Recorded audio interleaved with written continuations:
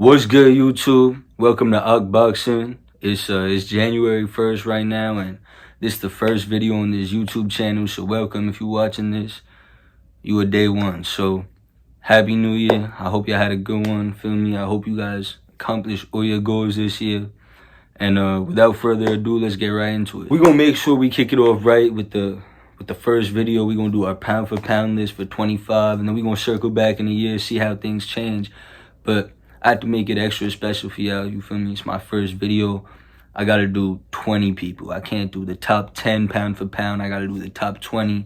Just give y'all a little something extra, feel me? Before we even get into the pound for pound, I'm gonna give y'all 3 honorable mentions. I'm gonna run through each person quick because I don't want this video to be too long. But I'm gonna give y'all a little bit about each person, why I think why I think they should be where they at, feel me? But first person, honorable mention, Fernando Martinez. If y'all know him, you know him. If you don't, you don't. But he a world champion at 115 pounds. Undefeated. He done beat Jerwin Ancajas and just beat Kazuto Ioka for the championship in his last couple fights. It was 2 good wins right there.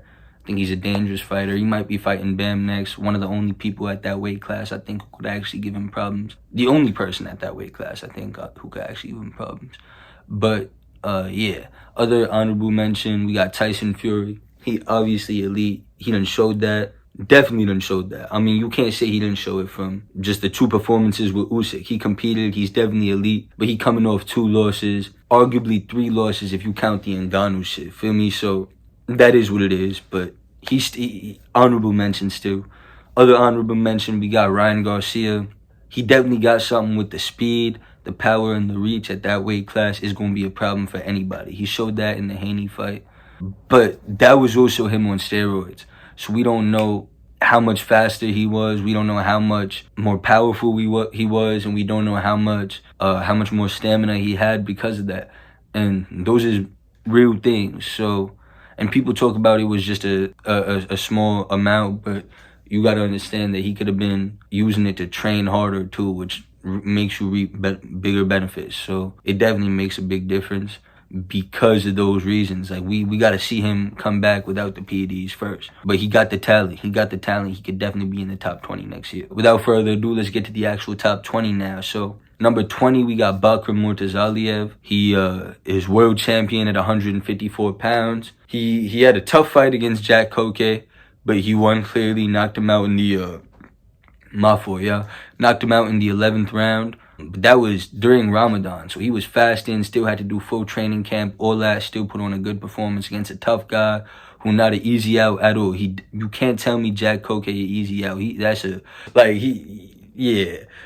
Come on now. But then the Tim Tszyu fight, that's the real fight right there that really showed who Bakram Murtazaliev was, because he was a 7-1 underdog, came in, knocked his ass out in like 3 rounds, knocked him down 3 times. That was basically supposed to be like the comeback for Tim Tszyu after the whole Fedora shit and all that, but nah, he ruined all that for him. But anyways, moving on to number 19. This might be a controversial one because he's a little older, but his pedigree speaks for itself, the resume speaks for itself, and it's a reason that people is still staying away from him in his weight class, and that's Erislandy Lara. Erislandy Lara is he's still a problem. I think he gives Janibek a tough fight. I think he gives Hamza Shiraz a tough fight. And I think he beats Adames. I'm not going to hold you. I think Adames is a little overrated. But resume speaks for itself. 2-division world champion. Arguably beat Canelo Alvarez. You know what I mean? It's not too much you could say about him. But the only knock on him is that he's old. That brings us to number 18. Other guy in his weight class, at least who I got on this list, we got Janibek. Janibek is a beast. If people want to stay away from Lara, they really want to stay away from Janibek. I mean, nobody want to fight Janibek. Literally nobody. Everybody didn't try to duck this man. But the eye test speaks for itself, and the fact that he's ducked speaks for itself. And, you know, the pedigree, amateur pedigree, Olympic pedigree, that type of thing too. Feel me? So, yeah. Janibek, number 17. Now we get to, number 18. Now we get to 16 and 17. I was going back and forth on this one between these 2 people. They're in the same weight class. And the 2 people is Jairo Pataya and Zurdo Ramirez. Because, you know, Zurdo, he done been in 3 different weight classes. 2-division world champion. And he done fought some guys at a cruiserweight. Now he beat Gulamarian, who's that's a tough guy right there. And then he beat CBS, who I say that's an even tougher guy.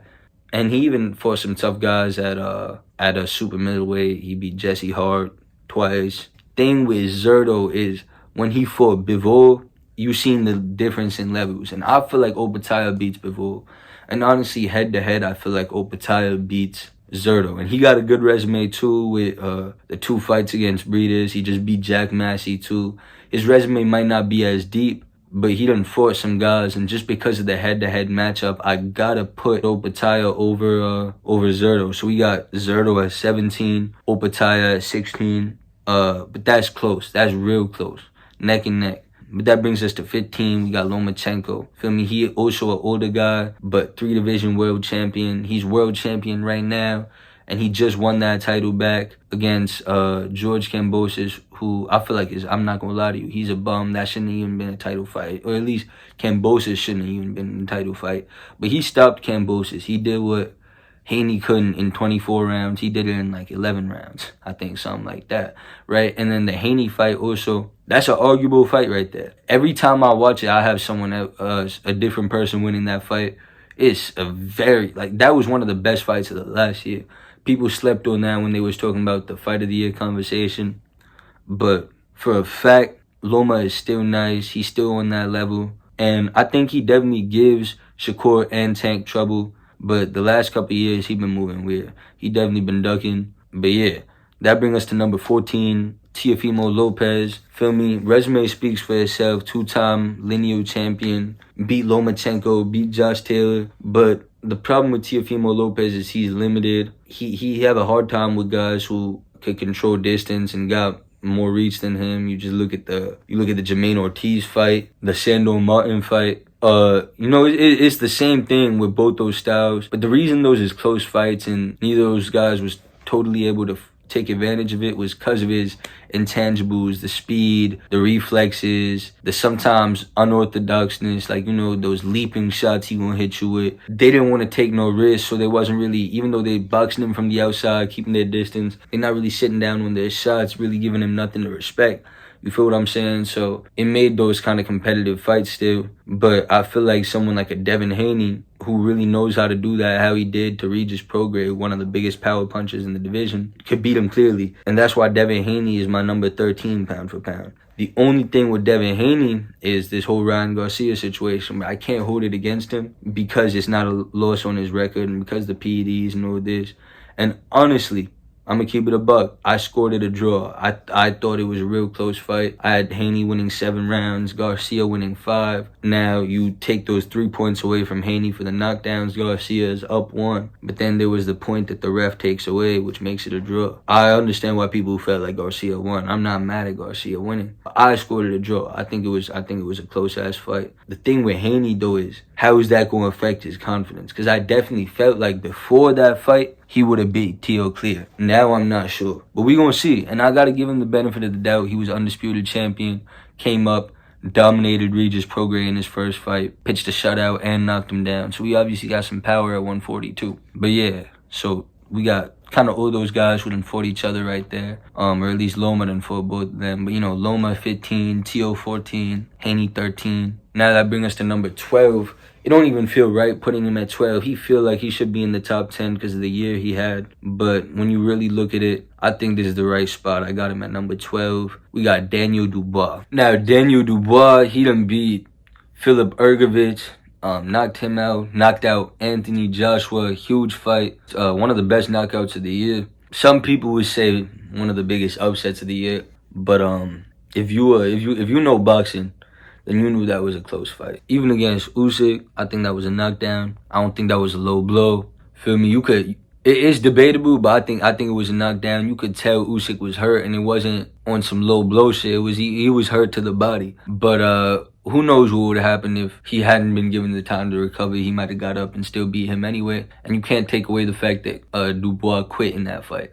But he didn't come back. He didn't come back stronger. So we got Daniel Dubois at number 12. Then we got number 11, David Benavidez. David Benavidez is a dog through 2 weight classes now because he just beat Vozdik, who was Better BF's toughest fight, former unified champion. He been beating names. I mean, At 168, he beat Plant, he beat Andre, he beat Darrell, and then he moved up to 175, and now he about to fight Morrell too, which I think he gonna win that fight. He beat Morrell. That's just another name on his resume. David Benavidez is a dog. He just need that fight with Canelo. That's really what it is. Or he need this fight at 175 with the winner of the undisputed fight. But yeah, that brings us to number 10. Junto Nakatani. Yeah, I might know him, you might not. If you watch the lower weight classes though, you definitely know who this is. This is the only person right now who I think is a threat to Inoue. Shit, Bam Rodriguez, he might be in a little bit, but he too small right now. But Junto is a different story. That's a fight I want to see. I want to see Junto versus Naoya Inoue. That fight need to happen. That's the fight for Japan. That's the fight for the lower weight classes. And that fight is just action. That fight is action. We got two knockout artists who could box their ass off too. I mean, that's just an amazing fight. Who don't want to watch that? That fight is dead ass like the Terrence Crawford and the Errol Spence of the lower weight classes. That brings us to number 9, Tank Davis. I mean, face of boxing, 2-division world champion. Beat Ryan Garcia, who we all know is dangerous. Beat Pitbull Cruz, also dangerous. Who else he beat? Rolly, who, I mean, was a good prospect at the time, but we see now he's not that good. I mean, look, he beat Pedraza to become champion at 30. He just beat Frank Martin. Dangerous guy there, too. There's no denying how nice Tank is. Because Tank dealt with Ryan easy. He dealt with all these guys easy. Except for Cruz, obviously. Pitbull Cruz was a tough fight. But other than that, yeah, Tank ain't really had no tough fights. But that brings us to number 8. We got Shakur Stevenson, feel me? Ain't too much to say. Shakur, I mean, 3-division world champion. He done beat the who's who at 130. Oscar Valdez, Jamel Herring, Robson Conceição. He done beat Nakatila at 26. Joel Gonzalez then moved up. But then he beat De Los Santos, who's a dog. De Los Santos is dangerous too. He damn near elite. If y'all gonna give Tank credit for beating Pitbull, Pitbull lost to Rayo now. And I think Pitbull is dangerous. But Rayo was dangerous enough to beat Pitbull. And y'all seen what happened to Rayo when he fought De Los Santos. Come on now. Rayo ain't won no parts. He was going by second round or some shit like that. I mean, he beat the fuck out of him. Shakur beat De Los Santos one-handed. So y'all can't even say nothing. And he beat Artem easily. Y'all want to give Tank credit for beating Frank Martin. Artem damn near beat Frank Martin if it wasn't for that knockdown in the 12th round. So yeah, Shakur Stevenson, number 8. People might disagree with that, but I think Shakur definitely deserved to be that one spot ahead of Tank on that top 10 list. But that brings us to number 7. We got Canelo. You feel me? Self-explanatory. 4-division world champion. Undisputed at 168. Not no more because he got stripped of one of the belts. But I don't see no one at 68 beating him. The fight he need to make is the Benavidez fight. And if he don't want to make that fight, I'd rather see him against Crawford than him against Pacheco or him against Mbili, because they're going to end the same way as Munguia and Berlanga. They too young, too inexperienced, just too green.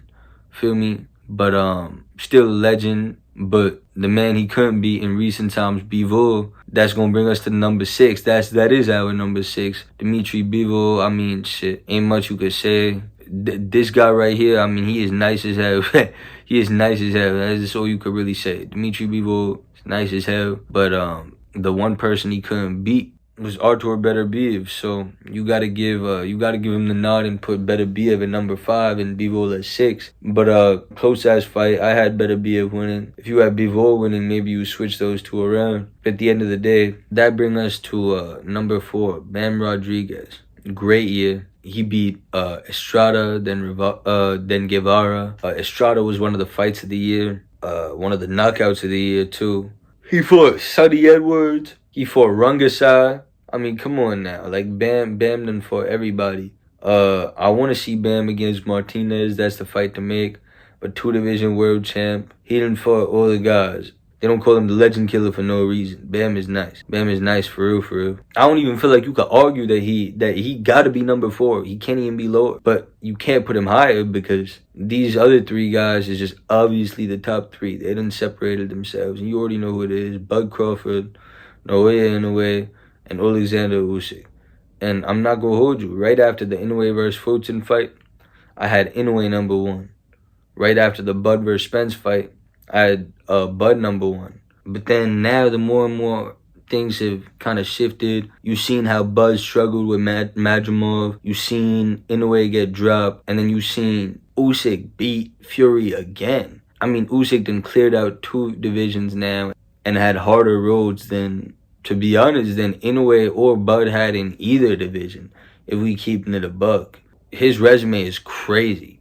So I ain't gonna hold you. I gotta put Usyk number 1. Then I'm gonna put Crawford number 2, Inoue number 3, and then that brings us to Bam again to number 4, right? So that rounded out. So if I was to run through the list one more time for y'all, you feel me? We got Usyk 1, Crawford 2, Inoue 3, Bam 4, Better be at 5, Bivol 6, Canelo 7, Shakur 8, Tank 9, Junto 10, Benavidez 11, Dubois 12, Haney 13, Tio 14, Lomachenko 15, Opataya 16, Zordo 17, Janabek 18, Lara 19, and Bakram 20. Feel me? Yeah, that's the list right there. If y'all like this video, make sure you like, comment, subscribe.